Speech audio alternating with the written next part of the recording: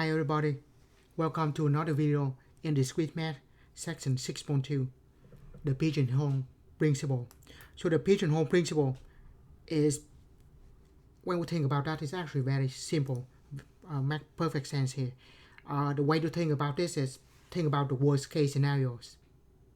Okay, so for example, if a flock of 20 pigeons root in the set of 19 pigeonhole, one of the pigeonhole must have more than one pigeon.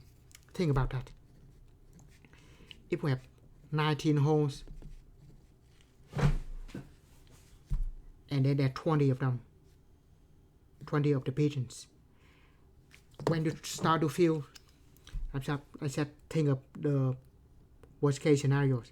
So each one will fill one hole, right? And that makes 19 because 19 pigeons go into 19 holes. But the pigeonhole, there's one pigeon left, and doesn't matter where that pigeon goes. When it happened, there will be one of the pigeonhole must have more than one, and in that case, that's what happened. So we think of the worst case scenarios, and in that case, when we take care of that, there's always one left, or maybe more than one left, and that would be fit into one of that of the holes. So that's why one of the pigeonholes must have more than one in it. Of course, if all 20 can go to one pigeonhole, of course that's still fine. That statement's still true because there's one hole that have more than one. Right, so that's the pigeonhole principle. So in the principle, it says that if we have a positive integer k and k plus 1 object, actually might not be k plus 1 object, there may be more than k objects. Could be k plus 10, 5k, k square, doesn't matter. If it's more than k object put into k, then at least one box must contain two objects. Right, the same thing as before. Right. Next, a function f with k plus 1 element to a set with k element is not a one-to-one because they don't have the corresponding numbers. Right, that makes sense. Right, here's an example. Among any group of 367 people, there must be at least two with the same birthday because there are only 366 possible birthdays. And think about the worst case scenarios.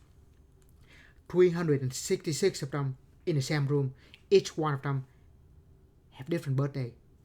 That is the worst case possible. But even at the worst case possible, there's still one left because we have 367. And that person have to have the same birthday of one of those 366. So that's the worst case. Of course, in reality, that might not be the case. There might be 5 of them have the same birthday on the same day, which of course still meaning at least one, right? So sometimes think about the worst case scenarios, and whatever remain have to be duplicated to one of the boxes or one of the choices. So that's the pigeonhole principle. Right. The generalized pigeonhole principle.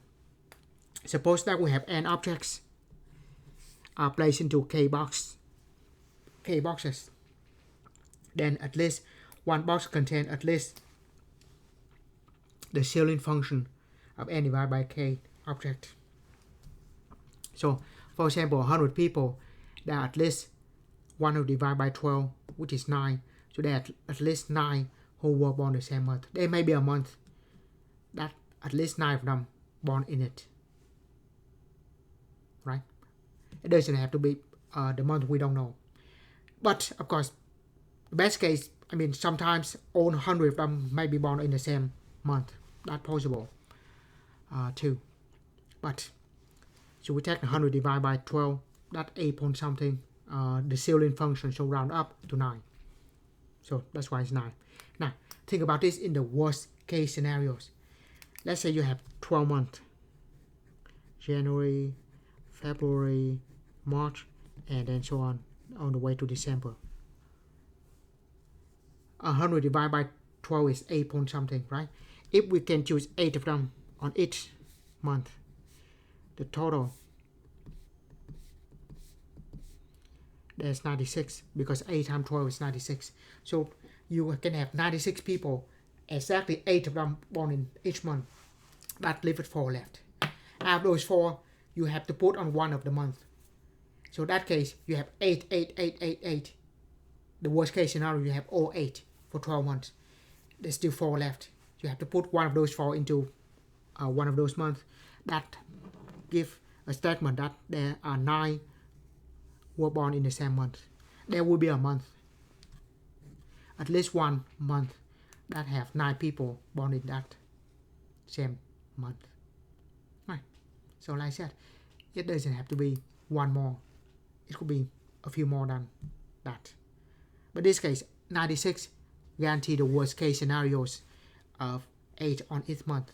But since we have more than 96, we have to have 9 on each month. So like I said, pigeonhole principle, it's good to think about that. It's the worst case scenarios. In that case, there's some extra one that can fill the box.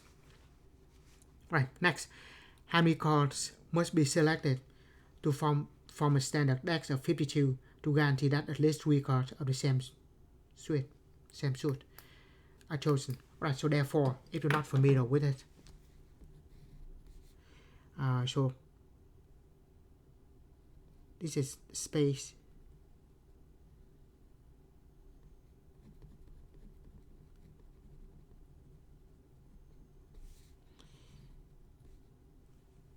Or their club.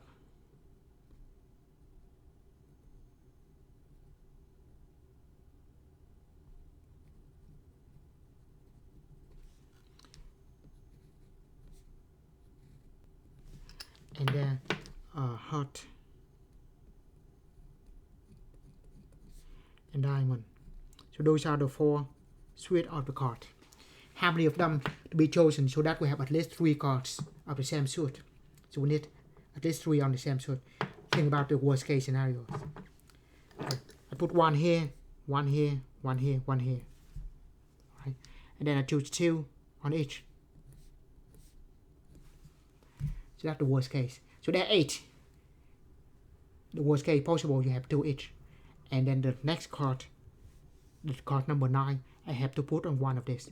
Doesn't matter where I put it, there will be 3 cards of the same suit given. So this case, the answer for that, if you have at least 3 cards of the same suit, we have to choose 9 cards. 8 to guarantee 8 at the worst, we have 2 each, and then 1 to guarantee that there will be 3 on one of them. Right. Next, how many must be selected to guarantee that at least 3 hearts are selected? Now that's difficult and different.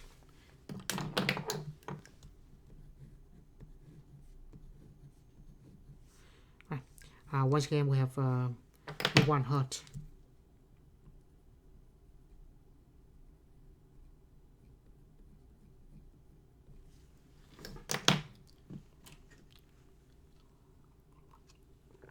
How many must be selected to have at least 3 hearts? I said think of the worst case scenarios. By the way, there are 52 cards standard deck and 4 suite. That means we have 13 each. 13 cards for each suit. So the worst case, we don't want to have the heart. So there are 13, I say spade, 13 club, and 13. We can pick all of that. So we can pick 39 cards without picking a heart. If you are extremely unlucky, that could happen. Like I said, always think of the worst case scenarios. This is to pick 39 cards at none of them hurt. The next card, it has to be hurt. And if you have 39 total, there's no more other card other than hurt. So you have to select 3 more to guarantee that you have 3 hurts. So the worst case scenario, you have 39 with no hurts. The 40th, the 41st, and the 42nd, all of them have to be hurt for that to happen. So how many cards we have to select? The answer will be 42. To guarantee that at least 3 hurts are chosen. So 42. Yeah, we count just 42 cards. And so that is the pigeonhole principle. With that, we finish section 6.2. Thank you for watching. See you in another video in this week, man.